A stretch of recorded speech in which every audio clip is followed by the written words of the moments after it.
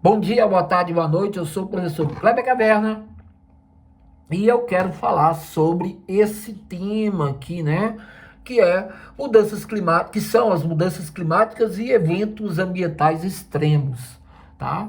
Se você gostar do que eu vou falar, deixa um like, se inscreva ou, se já é inscrito, passe para outras pessoas e divulgue. Esses temas aqui são temas pertinentes do vestibular, são temas pertinentes de vários concursos, para quem vai fazer prova com redação, isso daqui muitas vezes é um dos temas da redação. Então, ó, vamos lá. Espero que goste. Eu sou o Kleber Caverna.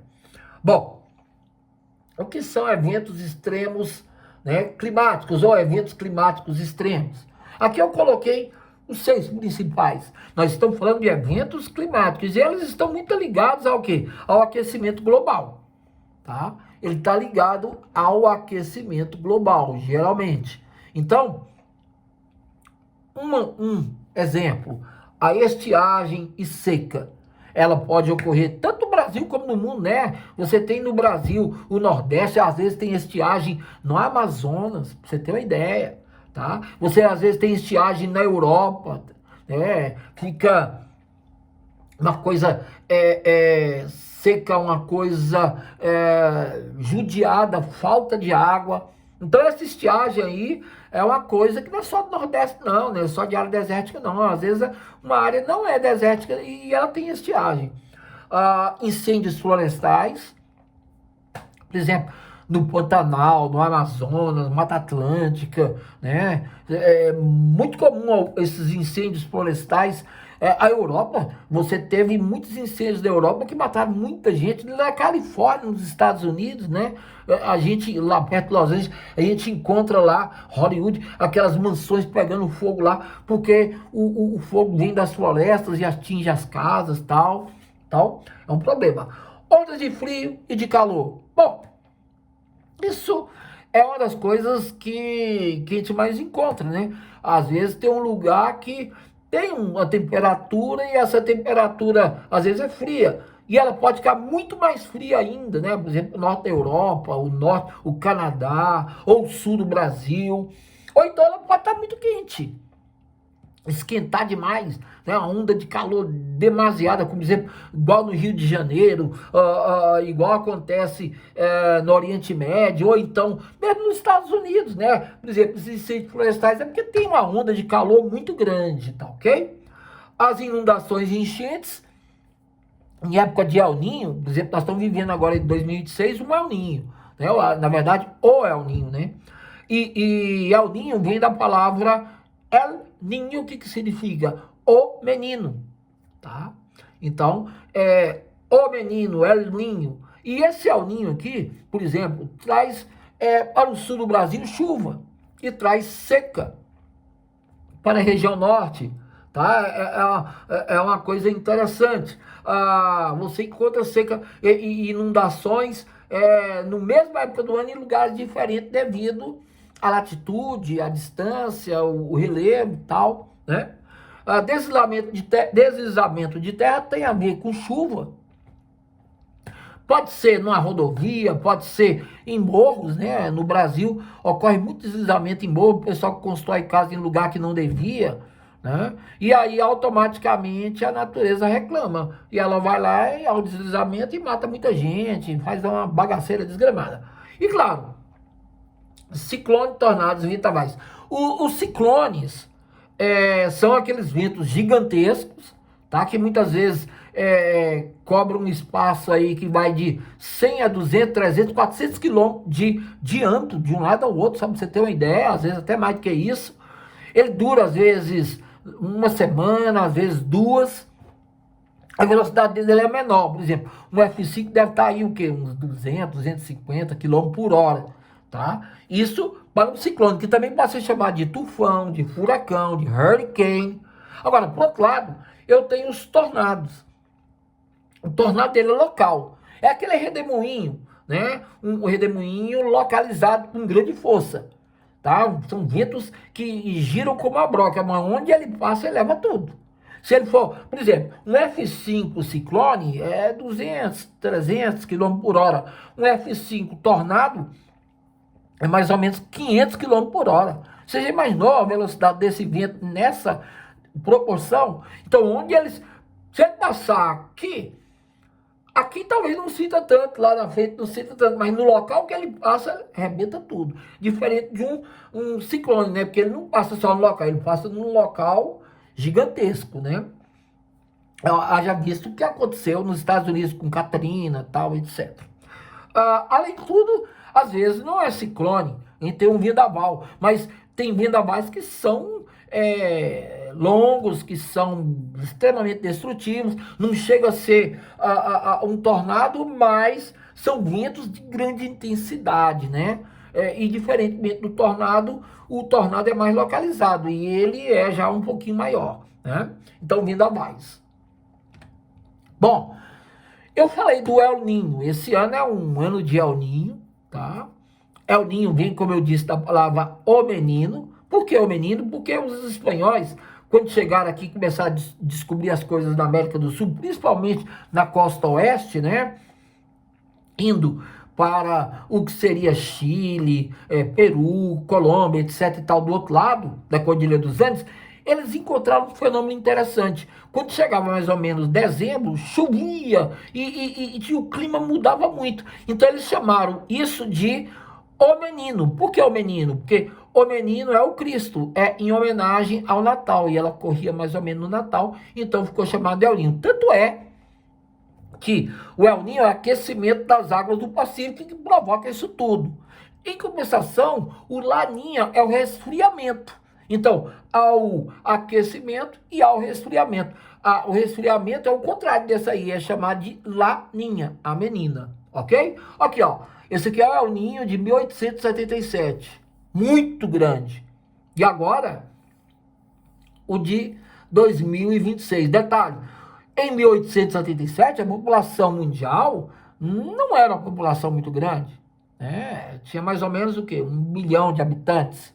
Agora, nós temos aí de 7 a 8 bilhões. Quer dizer, muito mais gente. Então, assim, esse evento se torna muito mais dramático e drástico do que esse aqui. Esse aqui já foi. Muita gente morreu, teve muito problema, mas a quantidade de pessoas no mundo era menor. Agora, a quantidade de pessoas, de casas, de construções, de tudo que o homem vai ocupando. E no meio desse caminho aí está o El Ninho. Então, o El Ninho, por exemplo, no sul do Brasil, provoca grande quantidade de chuva. Inundações, enchentes, aquela coisa toda. Já no norte e nordeste, uma onda de calor desgramada, tá? Na verdade, aqui no norte e nordeste, há um calor muito grande, vai reduzir a quantidade de chuvas, tá? Vai reduzir a quantidade de chuvas, vai, obviamente, aumentar a quantidade de secas, né? Isso é óbvio, que elas serão muito mais constantes e mais severas. E, claro, com elas vão vir queimadas, vão vir os atrasos no período da chuva. Então, por exemplo, a região norte e a região nordeste, além de aumentar a temperatura, tá? Vão conviver com esse extremo aí, que é essa redução das chuvas, diminuição da umidade relativa, você passa a ter queimadas, essas coisas todas. Em compensação, no centro-oeste e sudeste, também a gente tem um aquecimento, aumenta o aquecimento da região. Né? Não chega a ser igual a região norte e nordeste, mas vai favorecer a ocorrência de ondas de calor mais intensas. Então, assim, esse ano nós temos El Ninho. Nós aqui que estamos no centro-oeste vamos sofrer, mas nós vamos sofrer bem menos do que o pessoal do nordeste, do norte, que vai ficar mais exposto a muito mais calor e seca, e principalmente ao sul também, né? Que é o contrário. Eles vão ter uma exposição maior a enchentes, inundações, coisas do gênero. Então ele tem que ficar atento com o El Ninho. Bom, a temperatura média do nosso planeta, tá, gira em torno de 15 graus, tá? Isso aí a média do planeta Terra. Agora, os cientistas estão preocupados porque está tendo um aumento deliberado depois da Revolução Industrial, principalmente houve um aumento muito grande Esse aumento pode chegar a 1,4 ou até 1,6% dos níveis que são registrados, tá? E assim, a gente pode ter uma mudança climática por conta disso aí, acima desses 1,4, 1,6 níveis registrados antes do início da industrialização. E lembrando que naquela época, a média da temperatura era de aproximadamente 13 graus centígrados, tá? Nessa faixa. Você vê, hoje ele está em 15. Então, a temperatura das mudanças climáticas, né, antes da Revolução Industrial, a temperatura média da Terra era 13,7, 13, não chega nem a 14, né? Como eu mostrei aqui, 13 graus, 13,5 mais ou menos. E hoje ele está em 15,1, tá? A temperatura atual é 15,1. Ela antes era 13,7, agora está 15,1, tendo um aumento aí de 1,4 a 1,6%. E só aumentando, tá? O limite crítico para isso aí, ele foi abordado, discutido no chamado Acordo de Paris, né? E esse acordo aí tentou estipular um valor para limitar esse aquecimento global, essa temperatura. E esse valor é no máximo que ela pudesse aumentar a 1,5. E estourando 2 graus centígrados acima desse valor nosso que é de 15,1, tá? Isso para evitar grandes catástrofes. Mas o homem parece que não está muito preocupado nisso, né? Tem até gente que nega e fala que não tem aquecimento global não, tal, não sei o quê. Olha aqui. Olha o aquecimento global há 20 mil mais 2 mil, 22 mil anos atrás. A gente teve, ele era negativo, menos 3. A 16 mais 2, 17, 18 mil anos. 16 mais 2. 18 mil anos, mais ou menos. Ele está aqui na faixa de 3,3, 3,4. Menos, né? Negativo. Há 12 mil anos, 12 mil mais 2, há 14 mil anos atrás. Aqui o aquecimento estava na casa de menos 1%. Né? Já está começando, a partir daqui começa a surgir a agricultura. 8 mil anos atrás e 2 mil anos para cada 10 mil anos da época do Raul Seixas, brincadeira, a gente tem a agricultura. Ó, pra você ver, ó, a temperatura aqui estava beirando aqui a casa de quase 1%. Ela não chegava um aumento nem a 1%, né? Ela estava 0,8%, 0,7%. Há 4 mil anos e 2 mil dá 6 mil anos, mais ou menos, a época aí dos faraós, do Egito e tal, a gente chegou na zona de clima seguro, que essa aqui é o surgimento da agricultura, agora aqui é a zona de clima seguro, esse verde. A gente chegou aqui, ó, até quase 1%, tá? A gente chegou aí a beirar isso, né? Beirou. Nesse caso aí, assim como esse período aqui, está mais ou menos no mesmo tanto. Quer dizer, não aumentou muito, além desse 0,7, 0,8, só que positivo, mais ou menos, né? Aí, nasce Jesus, na época do nascimento de Jesus, ele está aqui mais ou menos ainda, ele não está muito quente, está 0,3, 4, sei lá, acima do crescimento da temperatura. No ano 2000, ela chegou com a Revolução Industrial. Na verdade, a Revolução Industrial é até antes um pouquinho, é o século 18, né, para 19, tá? Mas assim, no ano 2000, você vê, ó, com a Revolução Industrial, na época que já era a segunda Revolução Industrial, terceira Revolução Industrial, até com o científico informacional, a gente chegou aqui a patamares que já começam a ser um pouquinho uma zona segura, mas já caminhando.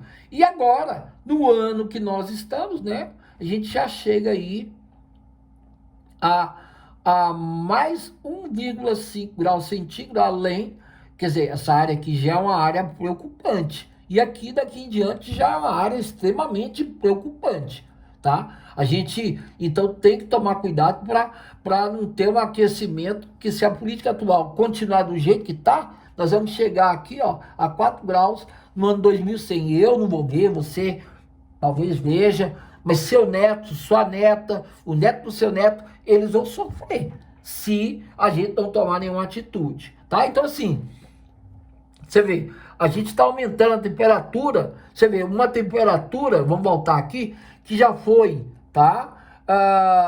Já foi aqui o quê? Vamos pegar de 13 graus, né? A média global da superfície era de 3,7 graus, que era antigamente. Ela está hoje em 15, isso aqui pode chegar praticamente a 19, quase 20%. Então, realmente, temos que prestar atenção. Então é isso aí, eu sou Kleber Caverna, espero que tenham gostado dessa aula e do meu posicionamento aí com relação a isso. Se você gostou, Tinino, participe, se inscreva, se não é inscrito, e chame outras pessoas, tá? Esse aqui é o meu canal, Kleber Caverna, até a próxima, fui!